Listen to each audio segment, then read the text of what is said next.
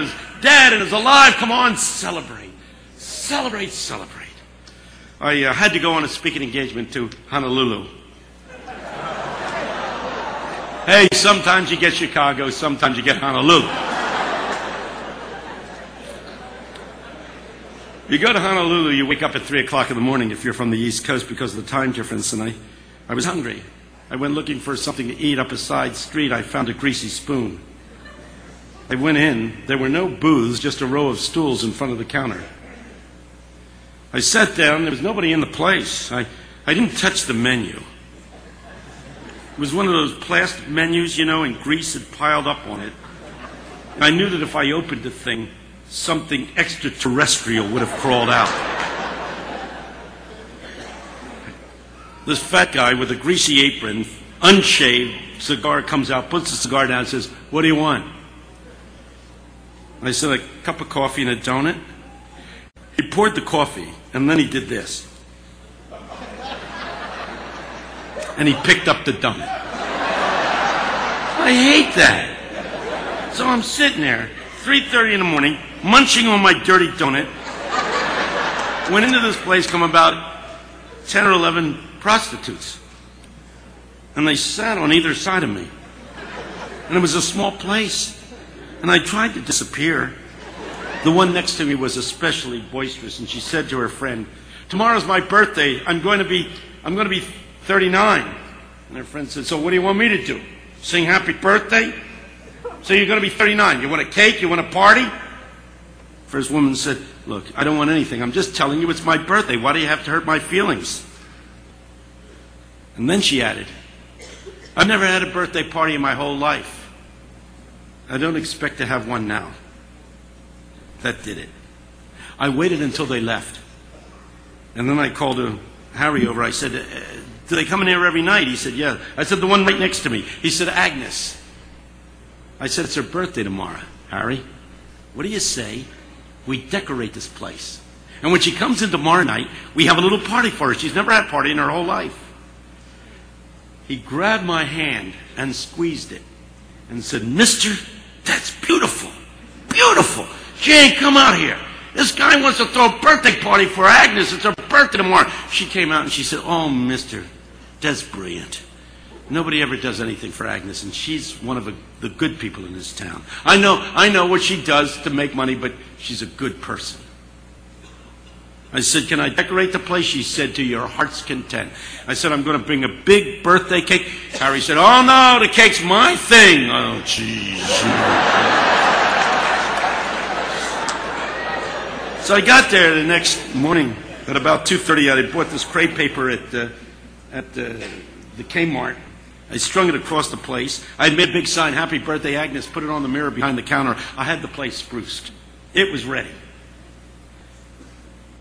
Jan, who did the cooking, had gotten the word out on the street. By 3:15, every single prostitute in Honolulu was squeezed into this diner. It was wall-to-wall prostitutes. And me! 3:30 in the morning, the door opens. In comes Agnes and her friends. I've got everybody set, everybody ready. As they come to the door, we yell, "Happy birthday, Agnes!" and start cheering like mad. I've never seen anybody so stunned in my life. Her knees buckled. They studied her. They got her down on a stool, and we started singing, "Happy birthday, happy birthday, happy birthday to you."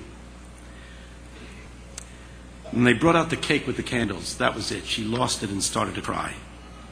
Harry just stood there with the cake, with all the candles. Said, "Knock it off. Come on, Agnes, knock it off and blow out the candles. Come on, blow out the candles." She tried, but she couldn't do it, so he blew out the candles. He gave her the knife and said, "Now cut the cake. Come on now, cut the cake, Agnes, cut the cake." She sat for a long moment, and then she turned to me and she said, "Mister, I really don't want to cut the cake. Is it okay if I don't cut the cake?" I said, "It's your cake. It's your cake. You can do with it what you want." She said, "I want to take it home. I want to show it to my mother. Is that okay?" I said, "Sure." She stood up. I said, "Do you have to do it now?" She said, "I live 2 doors down. Let me take the cake to her and And I promise I'll bring it right back. I promise. She picked up the cake like it was the Holy Grail. And she pushed her way through the crowd and out the door. And as the door swung slowly shut, there was dead silence. You talk about an awkward silence. All of us were just standing there, stunned. I didn't know what to say, so I finally said, what do you say we pray?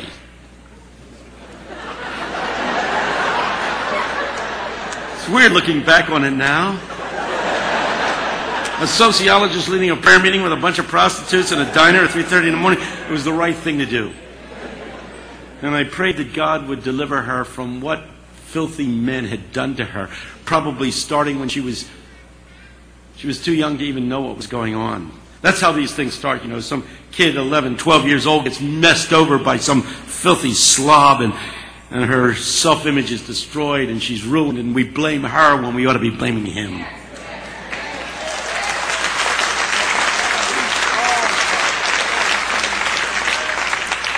And I prayed that God would make her new, because we're here to declare the good news. And no matter where you've been or what you've done, Jesus can make you new. When I finished the prayer, Harry leaned across the counter and said, "Hey, Campolo, you told us you were a sociologist. You're a preacher. What kind of church you preaching?" And in one of those moments, when you come up with just the right words, I said, I preach in a church that throws birthday parties for whores at 3:30 in the morning. I'll never forget his response. Never. He said, "No, you don't." "No, you don't." He said, "I would join a church like that." Wouldn't we all? Wouldn't we all love to belong to a church that threw birthday parties for whores at 3:30 in the morning? I got news for you. I got news for you. That is the kind of church that Jesus came to create. I don't know where we got this other one that's half country club. But Jesus came to create a people that would bring parties to those who have no parties, celebration into the lives of people who have nothing to celebrate. If all you've got to offer is a bowl of soup and some clothes, it's not enough. Jesus came and said, "I have come that my joy might be in you and that your joy might be full." And we've got to do more than just give them bread and clothes. We've got to bring love and joy into their lives.